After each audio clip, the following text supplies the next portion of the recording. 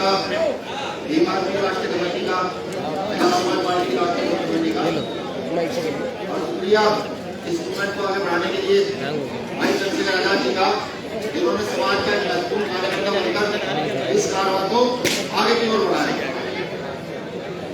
दिल्ली के लोगों से पहले माफी मांग लूं, क्योंकि जाहिर सी बात है आप अनुशासन तोड़ोगे तो मैं धमकाऊंगा, मैं कड़वा बोलूंगा और दिल्ली के लोगों को बुरा भी लगेगा। क्योंकि तो सीधी सी बात है, जहाँ अनुशासन नहीं वहाँ शासन नहीं, और जहाँ शासन नहीं वहाँ व्यवस्था नहीं, जहाँ व्यवस्था नहीं वहाँ किसी प्रकार की कोई कारगुजारी नहीं, कोई इंसान नहीं, कोई कुछ नहीं। तो निवेदन है सब लोगों से ये अनुशासन बनाकर रखें। फूले साहू अम्बेडकर की विचारधारा को स्थापित करने वाले, सही में समानता का एहसास करा देने वाले जिस युग पुरुष की आज जयंती है, मान्यवर साहब काशीराम साहब को अपना आदर्श, अपना गुरु मानते हुए वे बहुजन समाज में जन्मे, वो सभी महापुरुष जिन्होंने भारत में पैदा होकर या विश्व में पैदा होकर इंसानियत की बात की, समानता की बात की, एकता अखंडता की बात की, ऐसे तमाम गुरुओं महापुरुषों को नमन करता हूँ, नतमस्तक करता हूँ। मैं शुक्रिया अदा करता हूँ यहाँ पर मौजूद बैठे प्रत्येक भाई का, प्रत्येक बहन का, अपने बुजुर्गों का, कि वो इस आंदोलन में, इस गरीबी के आंदोलन में या एवं गरीबों के आंदोलन में, जो आंदोलन कभी बुद्ध ने चलाया, कभी सतगुरु रविदास ने चलाया, कभी गुरु नानक कबीर ने चलाया, कभी गुरु घासीदास ने चलाया, इस आंदोलन को मजबूत करने के लिए आज दिल्ली की सरजमी पर आए हैं और अपना महत्वपूर्ण समय यहाँ पर दिया है। सभी का शुक्रिया अदा करता हूँ। मुझे शुक्रिया करता हूँ दिल्ली के तमाम साथियों का नाम नहीं दूंगा, क्योंकि कुछ नाम छूट जाते हैं तो कहते हैं कि हमारा नाम नहीं लिया। भीम आर्मी के आजाद समाज पार्टी के अन्य बहुजन समाजी संगठनों के सभी कार्यकर्ताओं का, जिन्होंने ये कार्यक्रम ऑर्गेनाइज किया और इसे बहुत ही सुसज्जित तरीके से चलाने का काम किया। तो यहाँ आए भीम आर्मी आजाद समाज पार्टी की राष्ट्रीय कमेटी के लोगों का भी अभिवादन करता हूं। साथियों, अपनी बात शुरू करूं, बात शुरू करने से पहले एक बात जरूर जानना चाहूंगा, निवेदन से जानना चाहूंगा, आपके घर का कुल, आपके घर का दीपक इसलिए जानना चाहूंगा, आपका बेटा हूं, आपका भाई हूं, आपका बच्चा हूं, इसलिए जानना चाहूंगा। मैं ये पूछना चाहता हूं दिल्ली के लोगों को, हालांकि मैंने पहले माफी मांग ली है, दिल्ली के लोगों के पेट भरे हुए हैं, भूख की आग का नहीं पता, लेकिन फिर भी पूछना चाहता हूं, ऐसे कितने लोग हैं जो उन लोगों के साथ रहना चाहते हैं जो न्याय की आवाज को मजबूती से देश के अंदर उठाना चाहते हैं? हाथ खड़े करके बता दीजिए क्या सब लोग न्याय के साथ खड़े रहना चाहते हैं, ईमानदारी से रहना चाहते हैं? चलिए वो लोग हाथ उठाए जो सीए 2 अप्रैल के आंदोलन में सड़कों पर निकले, झूठ मत बोलिए, वही लोग हाथ उठाए जिन्होंने जो निकले। यहाँ तमाम साथी बैठे हैं, सब लोग देख भी रहे हैं। मैंने पहले कहना था माफी मांग लेता हूँ, पूरा मत मांग लेता हूँ। आज का मौजूदा परिवेश समझिए क्या है? वो परिवेश जो बाबा साहब अम्बेडकर ने भारतीय संविधान को लिख करके तोड़ा, इस सामंती व्यवस्था को चोट दी, इस जातिवादी व्यवस्था को चोट दी, उस परिवेश को आज पुनः खड़ा कर दिया जा रहा है राजनीति के नाम पर। जिस परिवेश को मान्यवर काशीराम साहब ने तोड़कर चकनाचूर किया और यह बताया कि राजनीति किसी के बाप दादा की जागीर भारत में नहीं है, राजनीति किसी की जागीर है तो जनसंख्या वाले लोगों की जागीर है। अगर जो जनसंख्या की आबादी में ज्यादा वाले लोग हैं वो एक बार भी एकजुट हुए तो न्याय की आवाज को मजबूत कर सकते हैं, इस देश के अंदर इस देश की व्यवस्था को बदल कर रख सकते हैं। ये साहब काशीराम साहब। लेकिन हम लोग कम सुधरने वाले लोग हैं, क्योंकि हमारे इतिहास में कहीं ना कहीं भीमा कोरे गांव भी हुआ है, हमारे इतिहास में वो जवान रेजिमेंट भी रही है जिसने आजादी के समय अंग्रेजों का साथ छोड़ करके सुभाष चंद्र बोस का साथ दिया। हम वही लोग हैं जो इस देश की गंदी नालियां साफ करते हैं, हम वही लोग हैं जो इस देश की टट्टी, लैट्रिन, यहाँ तक कूड़ा करकट जो भी गंदी चीजें हैं उन सबको साफ करते हैं। लेकिन अफसोस है, मैं अफसोस भी करता हूं, किस लिए कि उस आबादी के लोग, सबसे ज्यादा बड़ी आबादी के लोग जिनके इस देश में वो महापुरुष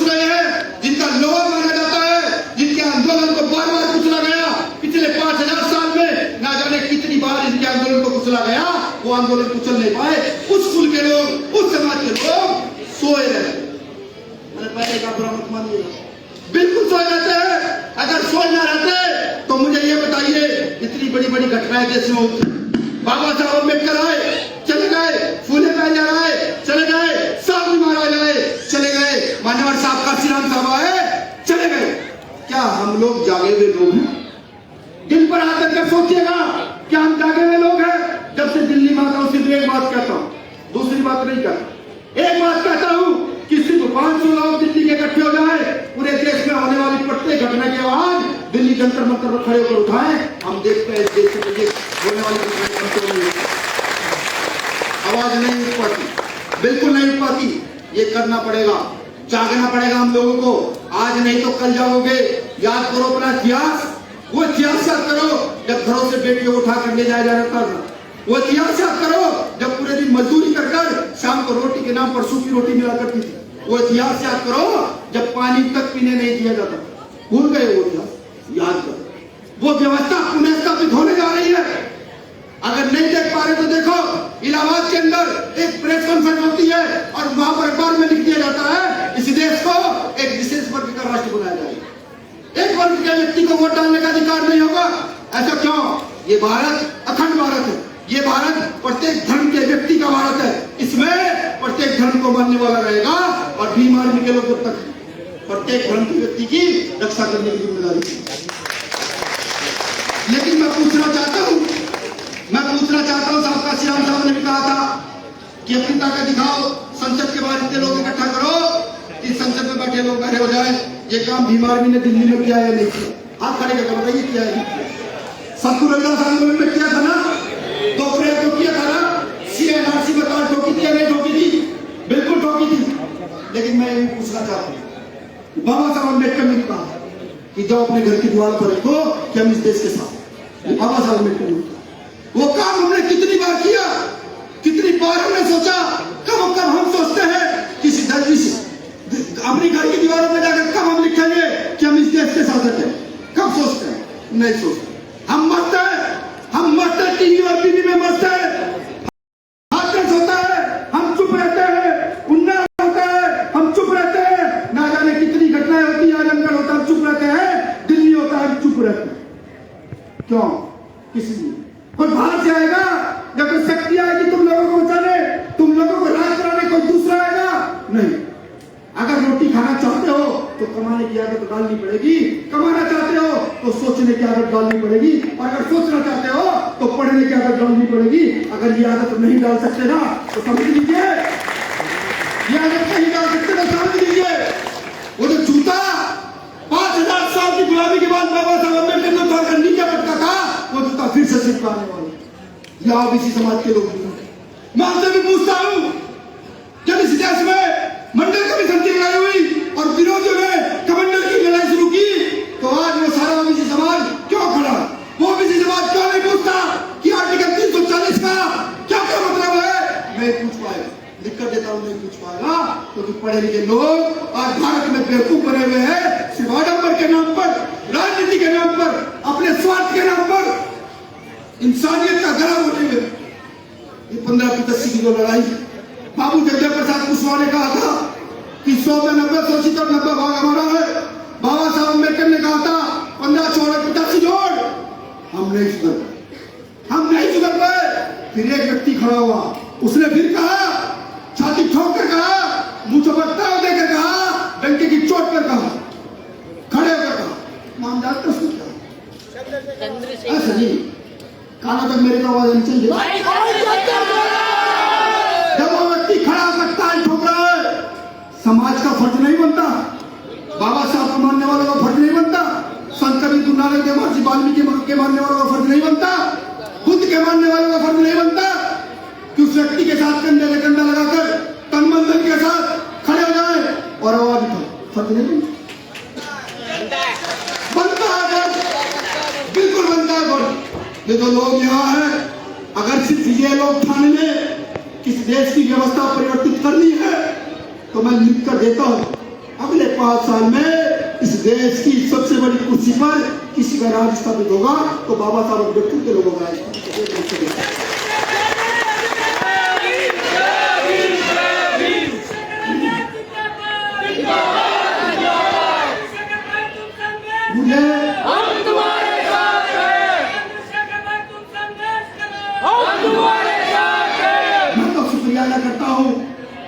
बाबा साहब अम्बेडकर का कि भारतीय संविधान में आर्टिकल 19 लिख करके उन्होंने मुझ जैसे व्यक्ति को बोलने की आजादी दी, सीखने की आजादी दी, और यह भी कहा कि जब जब कहीं गलत हो पूरी ताकत से खड़े हो, लोगों को सिखाओ, बहनों को सिखाओ, बोलना सिखाओ, लड़ना सिखाओ, संवैधानिक लड़ाई सिखाओ, और उन लोगों को हमेशा के लिए बैकफुट में लगे दो जो इस देश की, समाज की, इस कौम की व्यवस्था को छिन्न भी नहीं करना चाहते। ये प्रयास करेंगे, बिल्कुल करेंगे। फूले साहब अम्बेडकर के लोग हैं, साहब बाबा साहब अम्बेडकर के लोग हैं, साहब माननीय काशीराम साहब के लोग हैं। काशीराम साहब को जानते हैं ना, जिनकी गलती है। हीना राणा साहब ने सिर्फ एक किताब दी थी जिसका नाम है नीले सलम काश था। उस किताब को पढ़कर बाबा साहब अम्बेडकर, माफी चाहूंगा, उस किताब को पढ़कर मान्यवर साहब काशीराम साहब ने इस देश के अंदर बहुजन मूवमेंट का ऐसा झंडा गाड़ दिया कि वो किसी पर खत्म नहीं होगा। अगर कहीं कमी आ रही है तो हमारी एकजुटता की कमी आ रही है। ये अगर एकजुटता की बात हुई तो समझिए एक बाबा साहब अम्बेडकर ने लाखों करोड़ों लोगों की आजादी का मार्ग खोल दिया था। आज तो इतने बाबा साहब अम्बेडकर बचे हैं कि एक बार मौका मिला इस देश की सारी उन्नति के रास्ते एक झटके में खोल दिए गए, बिल्कुल खोल दिए गए।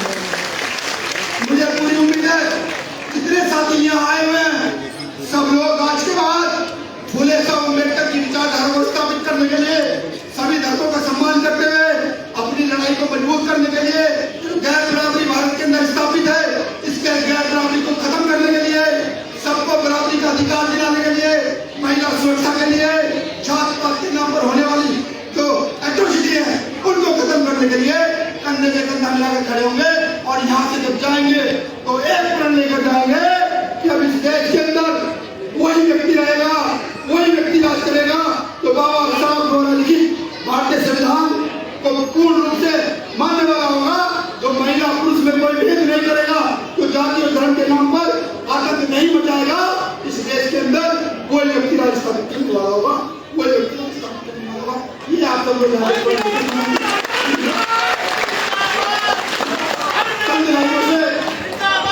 चंद लाइनें अपनी बात खत्म करूंगा।